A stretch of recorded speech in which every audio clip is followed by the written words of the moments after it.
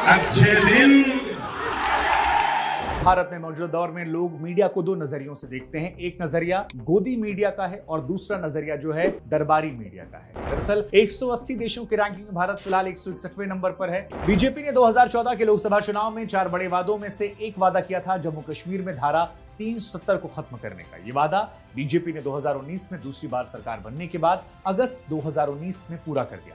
बेरोजगारी के आंकड़ों पर नजर डालने वाली संस्था centre for monitoring Indian economy यानी CMI की माने तो अभी देश में करीब 41 करोड़ लोगों के पास रोजगार है, जबकि मोदी सरकार के आने से पहले 43 करोड़ लोग ऐसे थे जिनके पास रोजगार था।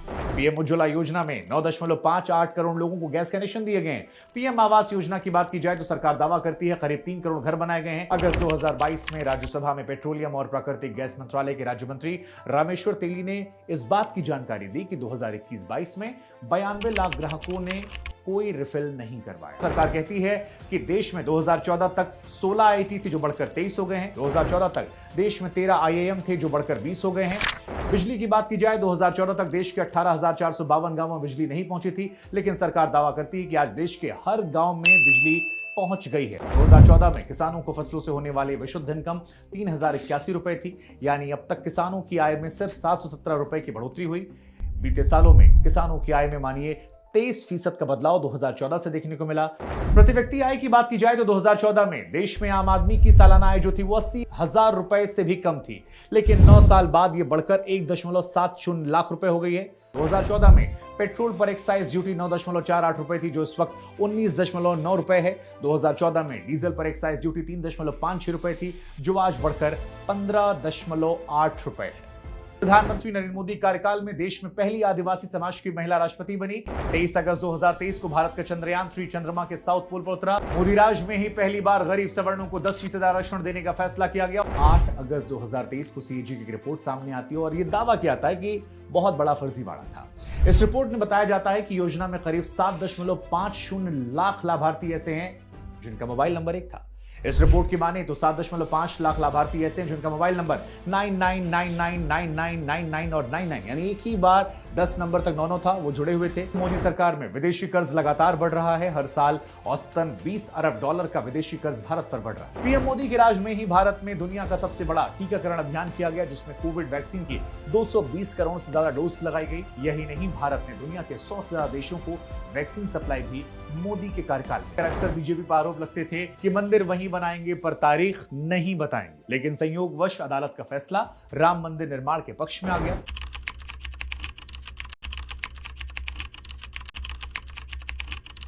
और ऐसा हम इसलिए कह रहे हैं क्योंकि हम देश के राजनीतिक हालात को देखते समझते इस बात को जानते हैं कि समर्थकों को बीते 9 साल कमाल के तो आलोचकों को बीते 9 साल बदहाल के लग रहे होंगे। पर सच ये है कि सच एक तरफा नहीं होता है।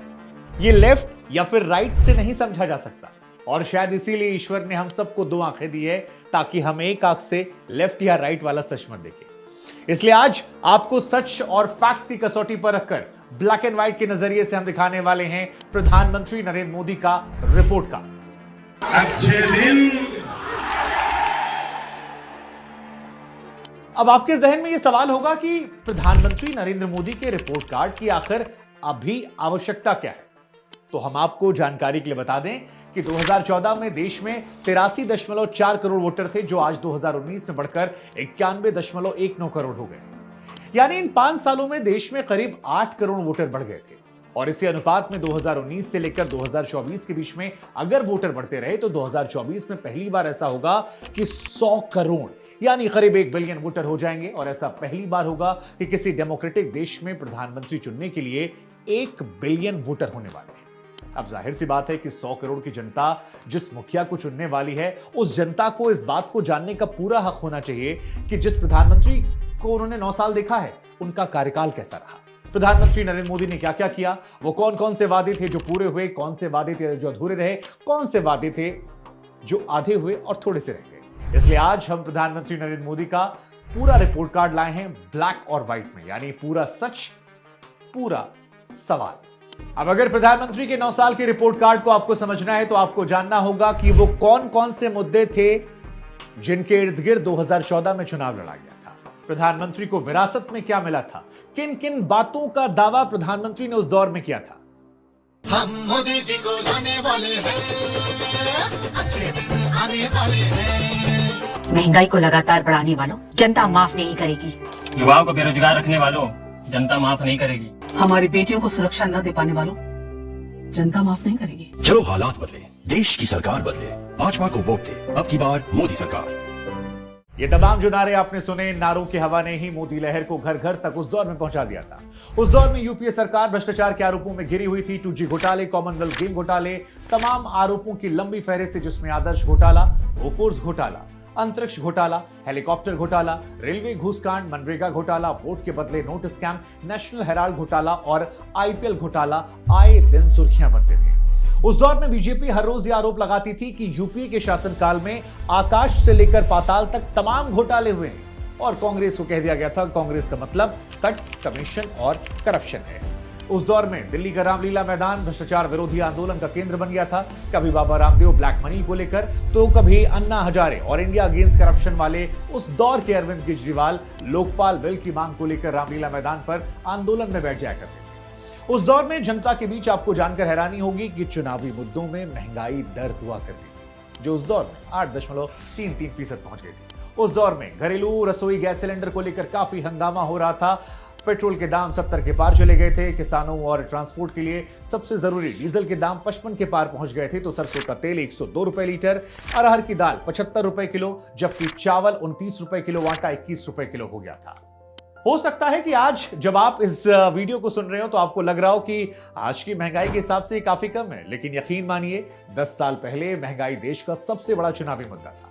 कुछ और भी खबरें थी जो उस दौर में सुर्खियों में रही थी, जैसे कि दिल्ली और पुणे में हुए बम ब्लास्ट, कभी वाराणसी तो कभी मुंबई में देश में हो रहे आतंकवादी हमले, तो सीमा पर देश के जवानों की शहादत खबरें लोगों की आंखों को नम करती थी और आए दिन ये टीवी पर सुर्खियां बनती थी।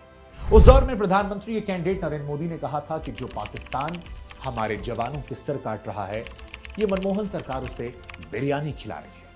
उस दौर में डॉलर के मुकाबले रुपया तेजी से गिर रहा था। मई 2004 के 44.97 रुपए प्रति डॉलर के मुकाबले रुपया मई 2014 में 60 रुपए को पार कर गया था। जुलाई 2013 में गुजरात के तत्कालीन सीएम मोदी ने प्रधानमंत्री मनमोहन सिंह पर उस दौर में तंज कसते हुए कहा था कि गिरता रुपया पीएम की उम्र से होड़ कर रहा है।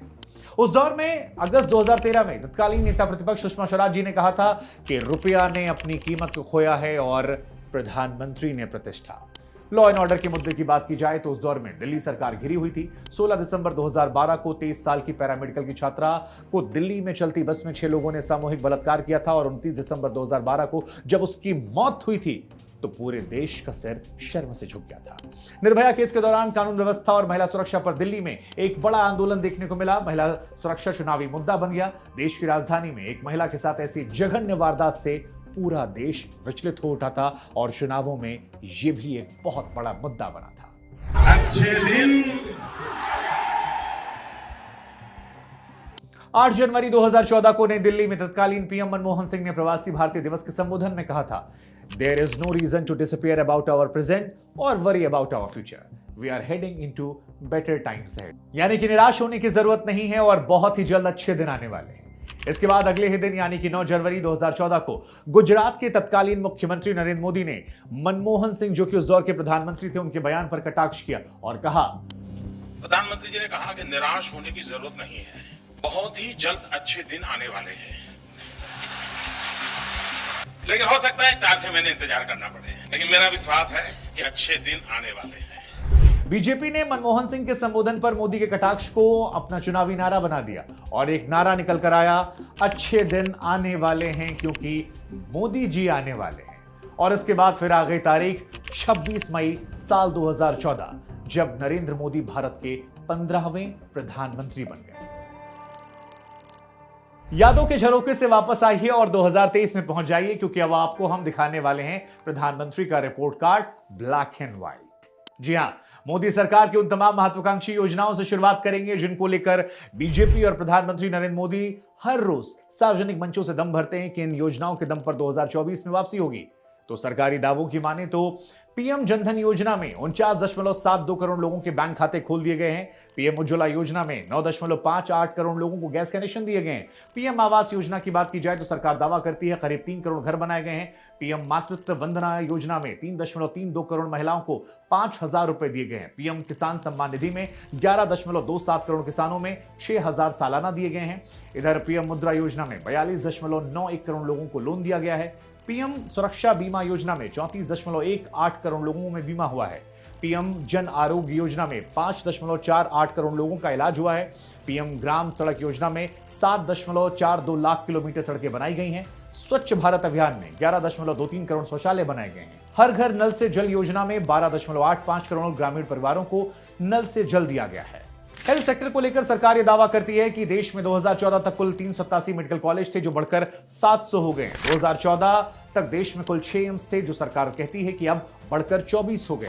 शिक्षा के क्षेत्र में सरकार के दावों की बात करें तो सरकार कहती है कि देश में 2014 तक 16 आईआईटी थी जो बढ़कर 23 हो गए हैं। 2014 तक कुल 723 यूनिवर्सिटी थी जो बढ़कर 1100 से ज्यादा हो गई है। 2014 तक देश में 13 आईआईएम थे जो बढ़कर 20 हो गए हैं। इसके अलावा मेट्रो की अगर बात की जाए तो 2014 में देश के 5 शहरों में मेट्रो थी जो अब बढ़कर 20 शहरों तक पहुंच गई है। 2014 में 248 किलोमीटर मेट्रो लाइन थी जो बढ़कर 860 किलोमीटर हो गई है। 2014 में मेट्रो में रोजाना 17 लाख लोग सफर करते थे, लेकिन सरकारी दावों के अनुसार अब 85 लाख लोग ऐसे हैं जो हर रोज यात्रा करते हैं। बिजली की बात की जाए 2014 तक देश के 18,452 गांवों में बिजली नहीं पहुंची थी, लेकिन सरकार दावा करती है कि आज देश के हर गांव में बिजली पहुंच गई है। सड़कों की बात की जाए 2014 तक देश में 91,287 किलोमीटर नेशनल हाईवे था। आज देश में सरकार दावा करती है कि 1.44 लाख किलोमीटर का हाईवे है। 2014 में रोजाना 12 किलोमीटर हाईवे प्रतिदिन बनता था। आज सरकारी दावों की माने तो 30 किलोमीटर नेशनल हाईवे हर रोज बनता है। एयरपोर्ट की बात की जाए 2014 में देश में कुल 74 एयरपोर्ट थे जो बढ़कर अब 150 हो गए हैं। सरकार के दावों के बीच कई और भी जानकारियां, कई और भी फैक्ट हैं जिनकी तरफ हम आपका ध्यान आकर्षित करना चाहेंगे और इन्हें ब्लैक एंड व्हाइट की कैटेगरी पर हम परखना चाहेंगे। जैसे कि पीएम जन आरोग्य योजना की बात की जाए तो व्हाइट में आता है कि पीएम जन आरोग्य योजना, जिसे आयुष्मान भारत के नाम से जाना जाता है, इसमें सरकार कहती है कि गरीबों के इलाज के लिए 5 लाख रुपए का स्वास्थ्य बीमा होता है। 5.48 करोड़ लोग ऐसे हैं जो इस योजना का लाभ ले चुके हैं। लेकिन ब्लैक में अगर बात करें तो 8 अगस्त 2023 को सीएजी की रिपोर्ट सामने आती है और यह दावा किया जाता है कि बहुत बड़ा फर्जीवाड़ा था। इस रिपोर्ट में बताया जाता है कि योजना में करीब 7.50 लाख लाभार्थी ऐसे हैं जिनका मोबाइल नंबर 1 था।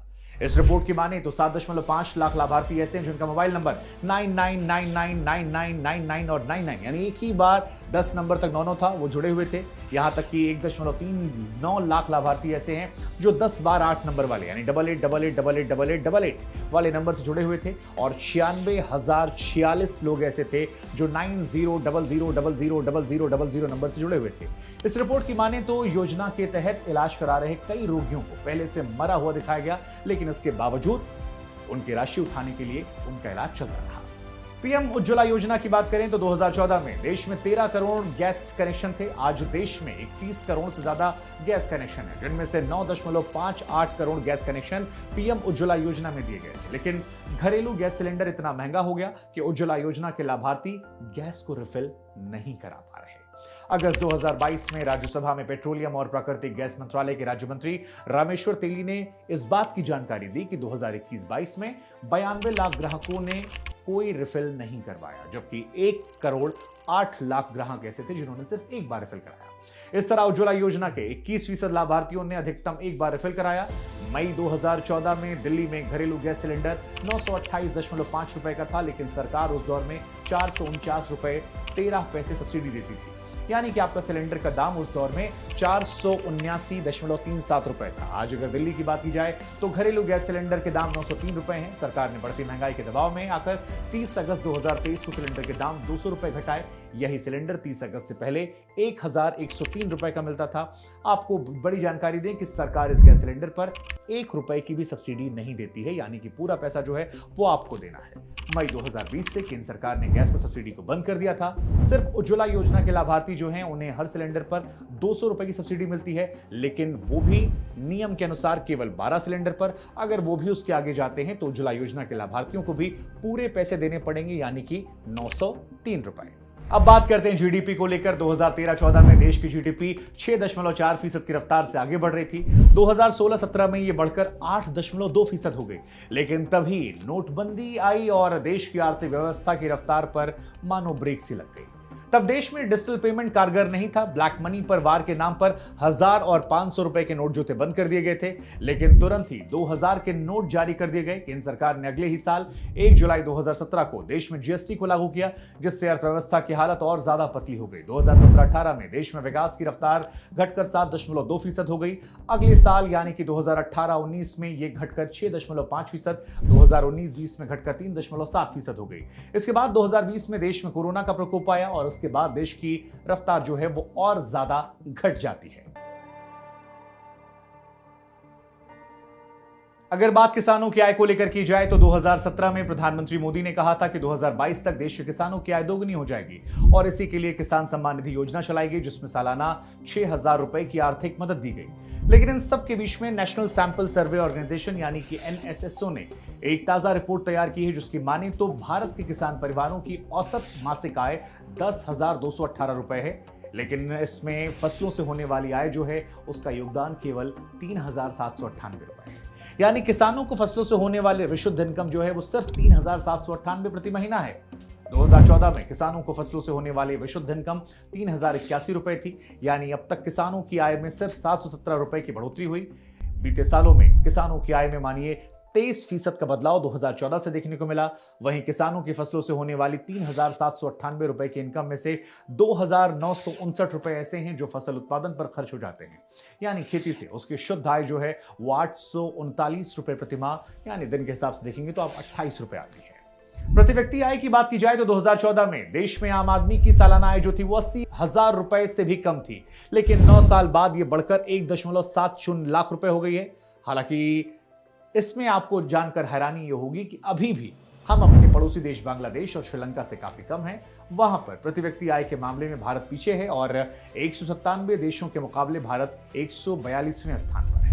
अगर बात गरीबों की जाए तो प्रधानमंत्री नरेंद्र मोदी और बीजेपी अपने भाषणों में बार बार इस बात का जिक्र करते हैं कि 13.5 करोड़ लोगों को गरीबी से बाहर निकाला गया है और यह कहा जाता है कि गरीबों का सबसे ज्यादा उत्थान जो है वो मोदी सरकार में आजादी के बाद किया गया है। लेकिन तस्वीर का एक पहलू यह भी है कि प्रधानमंत्री गरीब कल्याण अन्न योजना में सरकार 80 करोड़ लोगों को फ्री में अनाज दे रही है और इस योजना में हर व्यक्ति को हर महीने 5 किलो राशन दिया जाता है। अक्सर विपक्षी आरोप लगाता है कि अगर देश में गरीब नहीं है तो फिर 5 किलो का राशन उन्हें क्यों दिया जा रहा है। मेक इन इंडिया और इंपोर्ट की बात की जाए तो PM Modi make in India का स्लोगन देते नजर आए थे, जिसका मकसद था भारत में बनी चीजों को दुनिया भर में भेजना। इसके बावजूद भारत अभी भी एक्सपोर्ट से ज्यादा इंपोर्ट करता है, यानी कि विदेशों में सामान भेजने से ज्यादा भारत में मंगवाया जाता है।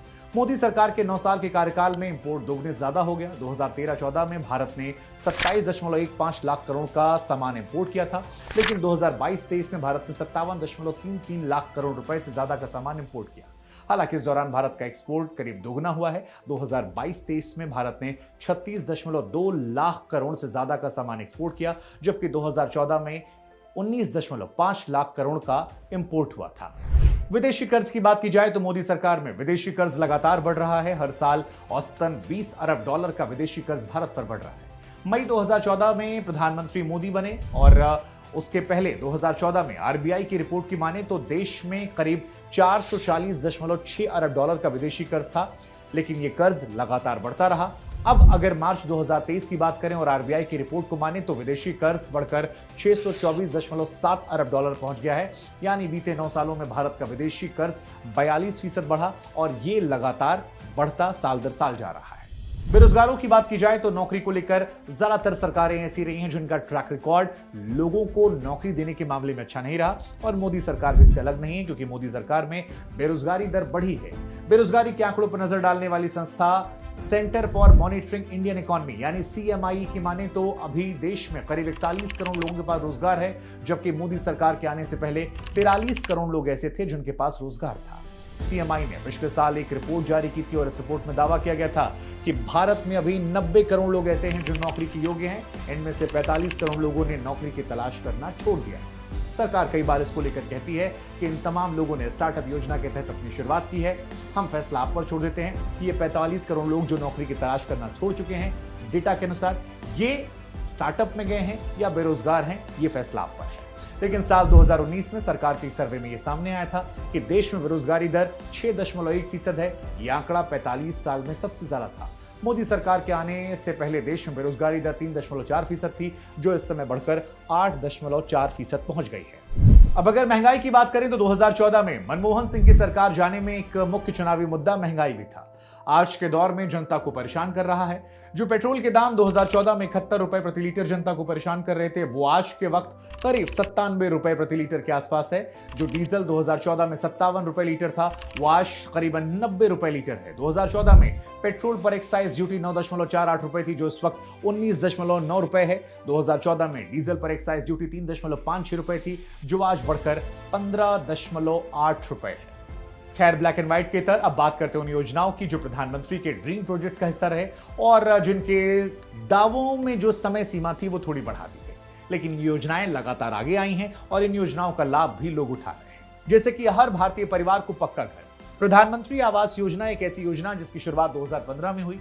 इसके तहत 2022 तक भारत के हर परिवार को ग्रामीण और शहर में पक्का घर मिलना था। हालांकि तय किए गए समय सीमा का लक्ष्य पूरा नहीं हो पाया और इस योजना की अवधि जो है उसे मार्च 2024 तक के लिए बढ़ा दिया गया। 2022 तक हर घर बिजली पहुंचानी थी। दरअसल सितंबर 2015 में प्रधानमंत्री ने कहा था कि 2022 भारत के हर घर 24 घंटे बिजली मिलेगी। सरकार की इस घोषणा की समय सीमा जो है वो पूरी हो चुकी है, लेकिन आप और हम जानते हैं कि सभी घरों में 24 घंटे बिजली नहीं मिलती। कई गांव ऐसे हैं जहां पर घंटों घंटों बिजली नहीं पहुंचती है, तो ये दावे भी अभी पूरे होने में वक्त लेंगे। एक और दावा था $5 ट्रिलियन की अर्थव्यवस्था का। सितंबर 2018 में पीएम मोदी ने कहा था कि आने वाले 4 साल तक यानी साल 2022 तक भारत $5 ट्रिलियन की अर्थव्यवस्था वाला देश बन जाएगा। साल 2023 के 8 महीने बीत चुके हैं, लेकिन भारत की अर्थव्यवस्था $3.75 ट्रिलियन हो पाई है। किसानों की आय की बात की जाए तो 2017 में प्रधानमंत्री ने यह कहा था कि इस साल 2022 तक देश के सभी किसानों की आय दोगुनी हो जाएगी। केंद्र सरकार द्वारा निर्धारित किया गया समय सीमा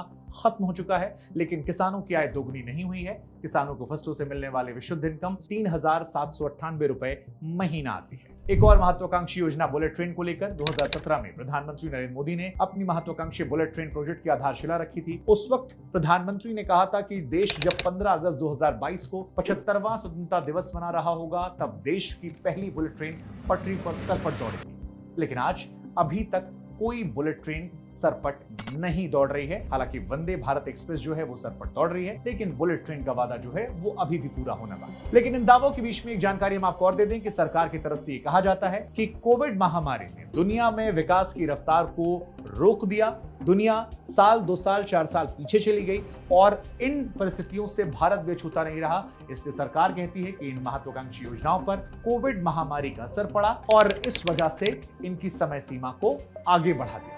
और अब बात करते हैं वर्ल्ड इंडेक्स में भारत की रैंकिंग को लेकर और सबसे पहले बात प्रेस फ्रीडम इंडेक्स को लेकर। दरअसल भारत में मौजूदा दौर में लोग मीडिया को 2 नजरियों से देखते हैं। एक नजरिया गोदी मीडिया का है और दूसरा नजरिया जो है दरबारी मीडिया का है। ये क्या होती है, इनके बारे में आप बेहतर है गूगल कर लें। हम आपको जानकारी दे दें कि वर्ल्ड प्रेस फ्रीडम इंडेक्स में क्या भारत की रैंकिंग है। दरअसल 180 देशों की रैंकिंग में भारत फिलहाल 161वें नंबर पर है। रिपोर्ट में दावा किया गया है कि भारत में प्रेस की आजादी जो है वो गंभीर स्थिति में पहुंच गई है। 2014 के मुकाबले भारत की रैंकिंग खराब हुई है, क्योंकि 2014 में Bharat world press freedom index में 180 देशों की सूची में 140वें नंबर पर था और अब इसको लेकर सवाल खड़े। वर्ल्ड बैंक द्वारा जारी ईज ऑफ डूइंग बिजनेस के मामले की बात की जाए तो भारत 190 देशों में 63वें नंबर पर पहुंच गया है। साल 2014 में भारत 142वें नंबर पर था। इसका मतलब यह होता है कि भारत में व्यापार करने में अब सुगमता आई है। मोदी सरकार ने इस ओर अच्छा काम किया है। ग्लोबल हंगर इंडेक्स की बात करें तो भारत 121 देशों में 107वें नंबर पर है। रिपोर्ट की माने तो भारत में भुखमरी एक गंभीर समस्या है।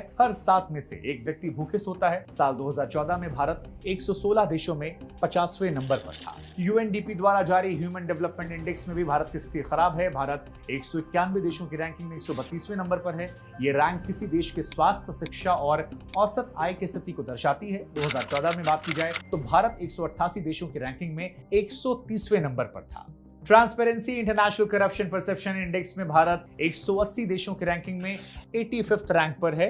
रिपोर्ट के अनुसार दुनिया के अधिकतर देश भ्रष्टाचार से लड़ने में विफल रहे हैं। 2014 की बात की जाए तो भारत 175 देशों की रैंकिंग में इसी 50वें नंबर पर ही था। अब अगर बात की जाए दुनिया के सबसे खुशहाल देशों के रैंकिंग पर, तो वर्ल्ड हैप्पीनेस रिपोर्ट में भारत 137 देशों की सूची में 126वें नंबर पर है। ये सुनने में आपको थोड़ा अजीब लग सकता है, लेकिन इस रिपोर्ट की माने तो भारत से ज्यादा खुशहाल हमारे पड़ोसी देश पाकिस्तान, बांग्लादेश, म्यांमार और वो श्रीलंका भी है, जहां पर गृह युद्ध जैसी स्थिति बनी हुई थी। 2014 में भारत की रैंकिंग 156 देशों में 111वें नंबर पर। हालांकि हम आपको स्पष्ट कर दें कि विदेश से आए इन दावों को लेकर देश में अक्सर सवाल खड़े रहते हैं और सरकार से जुड़े लोग ये दावा करते हैं कि विदेशी मीडिया या विदेशी एजेंसियां भारत की छवि खराब करने के लिए ऐसी रैंकिंग जारी करती हैं जो प्रथम दृष्टया सही नहीं लगते हैं, लेकिन सत्ता पक्ष और विपक्ष अपने अपने नजरिए से देखते हैं। इसलिए इसका अंतिम फैसला हम आप पर छोड़ देते हैं कि आप इसके दावों पर कितना विश्वास करते हैं। कई ऐसी भी चीजें हैं जो मोदी राज में पहली बार हुई हैं और आपके लिए वो भी जानना जरूरी है। जैसे प्रधानमंत्री नरेंद्र मोदी कार्यकाल में देश में पहली आदिवासी समाज की महिला राष्ट्रपति बनी। जुलाई 2022 में राष्ट्रपति द्रौपदी मुर्मू जी भारत की पहली आदिवासी महिला राष्ट्रपति बनती हैं। 23 अगस्त 2023 को भारत का चंद्रयान 3 चंद्रमा के साउथ पोल पर उतरा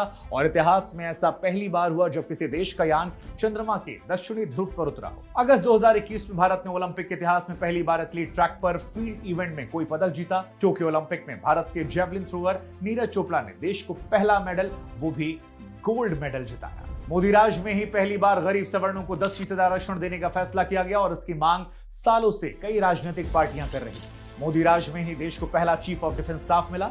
31 दिसंबर 2019 को जनरल बिपिन रावत देश के पहले सीडीएस बनाए गए। इसकी मांग करगिल वॉर के बाद से लगातार की जा रही थी। मोदी राज में ही देश में भव्य राम मंदिर के निर्माण का काम शुरू हुआ। लंबे कानूनी लड़ाई के बाद 5 अगस्त साल 2020 को भव्य राम मंदिर की नींव प्रधानमंत्री नरेंद्र मोदी ने रखी। पीएम मोदी के राज में ही भारत में दुनिया का सबसे बड़ा टीकाकरण अभियान किया गया, जिसमें कोविड वैक्सीन की 220 करोड़ से ज्यादा डोज लगाई गई। यही नहीं, भारत ने दुनिया के 100 से ज्यादा देशों को वैक्सीन सप्लाई भी मोदी के कार्यकाल में। मोदी राज में ही पहली बार देश को 2 ऑस्कर अवार्ड भी मिलते हैं। 95वें ऑस्कर सेरेमनी में भारत को पहली बार फिल्म RRR के गाने नाटू नाटू को बेस्ट ओरिजिनल सॉन्ग का अवार्ड मिला, जबकि द एलिफेंट विस्पर्स को बेस्ट डॉक्यूमेंट्री शॉर्ट फिल्म का अवार्ड मिला। मोदी राज में भारत को पहली बार G20 की अध्यक्षता मिली और इसी साल सितंबर महीने में भारत पहली बार G20 की मेजबानी भी कर रहा है। और अगर हल्के फुल्के अंदाज में गंभीर बात कहें तो क्रिकेट के लिहाज से प्रधानमंत्री नरेंद्र मोदी का 9 साल का कार्यकाल जो था वो नीरस रहा। हाँ, हम समझ सकते हैं कि आप कहेंगे कि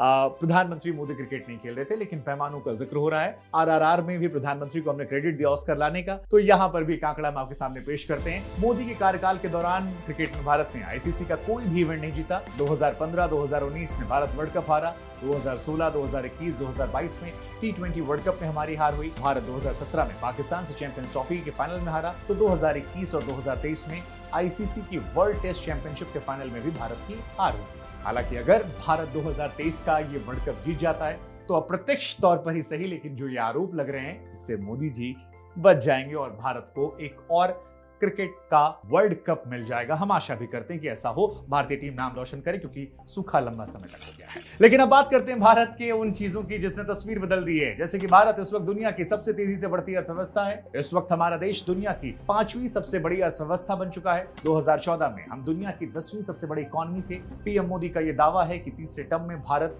दुनिया की 3री सबसे बड़ी अर्थव्यवस्था बन जाएगा। आज कश्मीर से लेकर कन्याकुमारी तक भारत का इंफ्रास्ट्रक्चर बदल रहा है। भारत में दुनिया की सबसे ऊंची 182 मीटर की प्रतिमा स्टैच्यू ऑफ यूनिटी गुजरात के नर्मदा जिले के केवड़िया में लगाई गई है। दुनिया का सबसे बड़ा क्रिकेट स्टेडियम जो है वो गुजरात के अहमदाबाद के नरेंद्र मोदी स्टेडियम है, जिसकी क्षमता 1 लाख तकरीबन 30,000 दर्शकों की है। दुनिया का सबसे ऊंचा रेलवे ब्रिज जम्मू कश्मीर का चिनाब ब्रिज है, जिसकी नदी के तल से ऊंचाई 1315 मीटर है। यह आर्क ब्रिज है और एफिल टावर से आपको जानकर हैरानी होगी 35 मीटर ऊंचा है। 10,000 फीट से अधिक की ऊंचाई पर दुनिया की सबसे लंबी अटल टनल भी आज भारत के पास है और यह टनल मनाली को लेह से जोड़ देती है। दुनिया की सबसे ऊंची मोटर रेबल रोड आज भारत में है। बॉर्डर रोड ऑर्गेनाइजेशन यानी BRO ने 19,300 फीट की ऊंचाई पर पूर्वी लद्दाख के उमलिंग ला दर्रे पर दुनिया की सबसे ऊंची सड़क बनाई है, जिस पर मोटर वाहन चलाए जा सकते हैं। आज भारत में दुनिया का सबसे बड़ा सोलर विंड पार्क राजस्थान के जोधपुर में बन रहा है। और अब बात करते हैं प्रधानमंत्री की आस्था और भक्ति को लेकर, जिसको लेकर अक्सर विपक्ष सवाल उठाता है, लेकिन आपको जानकर हैरानी होगी कि प्रधानमंत्री नरेंद्र मोदी ने आस्था भक्ति को विकास और पर्यटन से जोड़ा है और इसका लाभ उन तमाम धार्मिक शहरों में में समाज के हर वर्ग को हुआ है। जैसे उदाहरण के तौर पर पीएम बनने के बाद प्रधानमंत्री मोदी 6 बार केदारनाथ गए हैं। पीएम मोदी के नेतृत्व में केदारनाथ धाम में सैकड़ों करोड़ के पुनर्निर्माण कार्य हुए हैं। 2013 के केदारनाथ त्रासदी से पहले केदारनाथ धाम जाने वालों की संख्या 2012 में 5.83 लाख थी, जो बढ़कर 2022 में 15.63 लाख हो गई है। यानी कि बाबा केदार के दरबार में जाने वालों की संख्या 2.5 गुना से ज्यादा बढ़ गई है। इसी तरह पीएम बनने के बाद मोदी 8 बार काशी विश्वनाथ मंदिर भी गए हैं। पीएम मोदी ने 900 करोड़ की लागत से बने काशी विश्वनाथ कॉरिडोर की 13 दिसंबर 2021 को शुरुआत की थी। तब ही काशी के पर्यटन में भारी उछाल देखने को मिल रहा है। 2022 में 7.16 करोड़ लोगों ने बाबा विश्वनाथ के दर्शन किए और इस साल की बात की जाए तो केवल मई के महीने तक 2.29 करोड़ लोग बाबा के दर्शन कर चुके हैं। प्रधानमंत्री नरेंद्र मोदी के उद्घाटन के बाद से अगस्त के आखिरी हफ्ते तक करीब 10 करोड़ श्रद्धालु ऐसे थे जिन्होंने बाबा विश्वनाथ के दर्शन किए थे। प्रधानमंत्री नरेंद्र मोदी ने 11 अक्टूबर साल 2022 को 856 करोड़ की लागत से बने महाकाल कॉरिडोर की शुरुआत की थी। उद्घाटन से पहले 1.5 करोड़ श्रद्धालु सालाना बाबा महाकाल के दर्शन करने के लिए जाया करते थे। महाकाल कॉरिडोर निर्माण के बाद से ये उम्मीद की जा रही है कि अब ये संख्या दोगुनी हो जाएगी और 3 करोड़ के आंकड़े को पार कर सकती है। इसी तरह साल 2023 में जनवरी से जून तक भारत आने वाले विदेशी सैलानियों की संख्या जो है वो 43.80 लाख हो चुकी है, जबकि पिछले साल ये संख्या केवल 21.24 लाख थी। यानी कि पिछले साल की तुलना में इस बार विदेशी सैलानियों की संख्या जो है 106% का इजाफा देख रही है। विदेशी पर्यटन के साथ साथ घरेलू पर्यटन के क्षेत्र में भी भारी बढ़ोतरी देखने को मिली। साल 2021 में 67.7 करोड़ जहां वो था आंकड़ा, तो वहीं 2022 में ये बढ़कर 173.1 करोड़ हो गया है। 2021 के मुकाबले 2022 में घरेलू पर्यटन 156% यानी कि 2.5 गुना बढ़ जाता है। हालांकि कई ऐसे मुद्दे हैं जिनको लेकर बीजेपी सरकार आई थी और उन्हें पूरे किए, कुछ ऐसे हैं जो होने वाले हैं। जैसे कि बीजेपी ने 2014 के लोकसभा चुनाव में 4 बड़े वादों में से एक वादा किया था जम्मू कश्मीर में धारा 370 को खत्म करने का। ये वादा बीजेपी ने 2019 में दूसरी बार सरकार बनने के बाद अगस्त 2019 में पूरा कर दिया था। दूसरा वादा था राम मंदिर के निर्माण का। इस वादे को लेकर अक्सर बीजेपी पर आरोप लगते थे कि मंदिर वहीं बनाएंगे पर तारीख नहीं बताएंगे, लेकिन संयोगवश अदालत का फैसला राम मंदिर निर्माण के पक्ष में आ गया। अगस्त 2020 में राम मंदिर के भव्य निर्माण की काम की शुरुआत हो गई। दावा किया जा रहा है कि अगले साल यानी 2024 लोकसभा चुनाव से पहले मंदिर में प्राण प्रतिष्ठा हो जाएगी। बीजेपी ऐसा दावा करती है कि हमने अदालतों में पैरवी मजबूती से की और उसी का असर ये रहा कि फैसला पक्ष में आया, और बीजेपी अक्सर इसका क्रेडिट लेने की कोशिश करती है। इसके अलावा बीजेपी ने 3 तलाक के दुरुपयोग पर अंकुश लगाने के लिए कानून बनाने का भी वादा किया था। 2019 में ही केंद्र सरकार ने मुस्लिम आरक्षण विवाह अधिकार संरक्षण कानून बनाकर अपना ये वादा भी पूरा कर दिया। एक और चौथा वादा जो बीजेपी के साथ ही शुरू हुआ था वो था समान नागरिक संहिता यानी कि यूनिफॉर्म सिविल कोड को लेकर, और इसको लेकर भी गर्माहट सुगबुगाहट फिलहाल कहा जा रहा है कि अंतिम चरणों में चल रही है। प्रधानमंत्री नरेंद्र मोदी के जो कुछ और अचीवमेंट्स रहे उनमें से एक अचीवमेंट था डिजिटल इंडिया, यानी कि हमारा डिजिटल पेमेंट की तरफ बढ़ना और इंटरनेट को लेकर एक ऐसी क्रांति जिसका लाभ तमाम वर्गों ने उठाया है। सोशल मीडिया के इस दौर में अगर आप इस वीडियो को देख रहे हैं तो उसमें एक बड़ा लाभ उस इंटरनेट के सस्ते हो जाने का है। हालांकि कई विपक्ष के लोग ये आरोप लगाते हैं कि इंटरनेट सस्ते होने का असर ये है कि बेरोजगारी का एहसास लोगों को नहीं होता और नौजवान दिन भर बैठकर ट्वीट या सोशल मीडिया पर कमेंटबाजी करते हैं, एक दूसरे से उलझते रहते हैं। लेकिन हमारी कोशिश थी कि बिना दाएं या बिना बाएं देखे सच के पैमाने पर, फैक्ट के पैमाने पर प्रधानमंत्री नरेंद्र मोदी के 9 साल के कार्यकाल का black and white report card जो है वो आपके समक्ष रखा जाए। अगर आपको ये वीडियो पसंद आए तो प्लीज इसे शेयर कीजिएगा, हमारी ताकत बनेगा, क्योंकि हम नेताओं से पैसे नहीं लेते हैं, हमारी ताकत आप हैं और हम चाहते हैं कि आप ही हमारी ताकत बने रहें, ताकि बिना फिल्टर, बिना ब्लैक या व्हाइट जाए, बिना लेफ्ट या राइट के चंगुल में फंसे, हम प्रामाणिकता के साथ फैक्ट की कसौटी पर आकर आपको सिर्फ सच दिखाते रहें। ये सच और आप दोनों हमारी ताकत हैं। ये रिपोर्ट कार्ड को लेकर आप प्रधानमंत्री को 10 में से कितने अंक देते हैं वो कमेंट सेक्शन में करिएगा। किसको वोट देते हैं ये आपका अधिकार है, लेकिन वोट देने जरूर जाएगा। फिलहाल इस न्यूज बुक के बुलेटिन में इतना ही। जय हिंद, जय भारत, नमस्कार।